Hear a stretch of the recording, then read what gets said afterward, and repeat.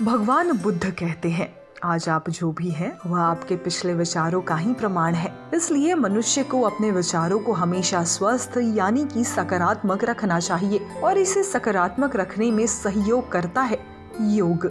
और वह कैसे करता है, आइए आपको बताते हैं। योग आपकी सोच को स्वस्थ बनाता है।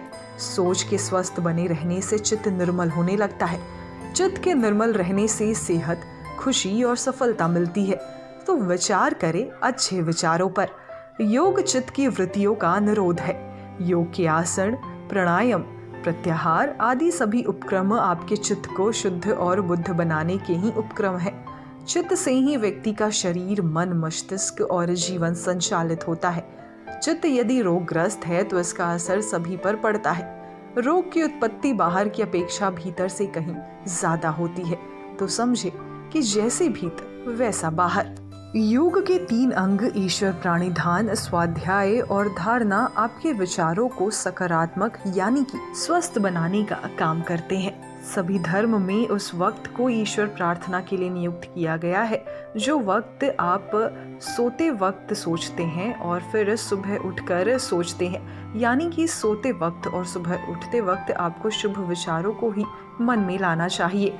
संधि काल अर्थात जब सूर्य उदय होने वाला होता है और जब सूर्य अस्त हो जाता है, उस 2 वक्त को संधि काल कहते हैं। वैसे दिन और रात में मिलाकर कुल 8 संधि काल होते हैं। उस वक्त हिंदू धर्म और योग में प्रार्थना या संध्यावन का महत्व बताया गया है। फिर भी प्रातः और शाम की संधि सभी के लिए महत्वपूर्ण होती है।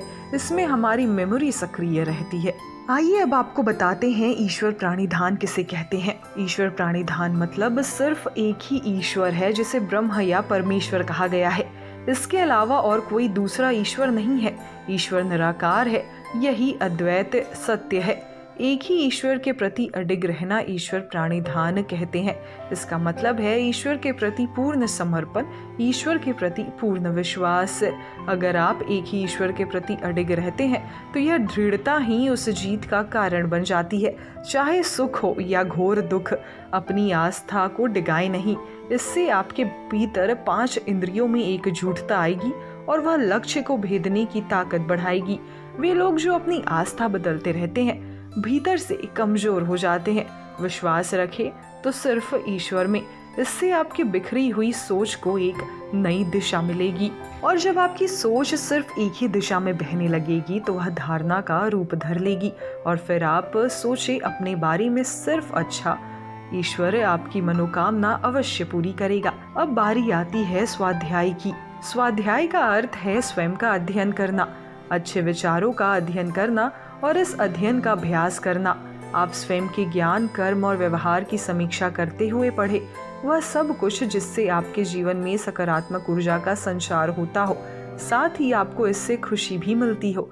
तो बेहतर किताबों को अपना मित्र बनाएं। जीवन को नई दिशा देने की शुरुआत आप छोटे छोटे संकल्प से कर सकते हैं। संकल्प ले कि आज से मैं बदल दूंगा वह सब कुछ जिसे बदलने के लिए मैं ना जाने कब से सोच रहा हूँ। अच्छा सोचना और अच्छा महसूस करना स्वाध्याय की पहली शर्त है।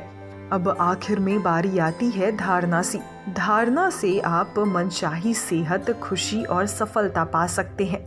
जो विचार धीरे धीरे जाने अनजाने दृढ़ होने लगते हैं वह धारणा का रूप धर लेते हैं। यह भी कि श्वास प्रश्वास के मंद व शांत होने पर, इंद्रियों के विषयों से हटने पर मन अपने आप स्थिर होकर शरीर के अंतर्गत किसी स्थान विशेष में स्थिर हो जाता है। तो ऊर्जा का बहाव भी एक ही दिशा में होता है। ऐसे चित्त की शक्ति बढ़ जाती है। फिर जो भी आप सोचते हो वह घटित होने लगता है।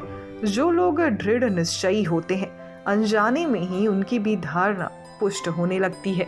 अगर आप लोग चाहते हैं कि इस तरह की जानकारी आपको मिलती रहे तो हमारे चैनल को लाइक एवं सब्सक्राइब करें। जैसे ही आप हमारे चैनल को सब्सक्राइब करेंगे आप सीधे तौर पर हमसे जुड़ जाएंगे और आपको हमारी हर अपडेट मिलने लगेगी।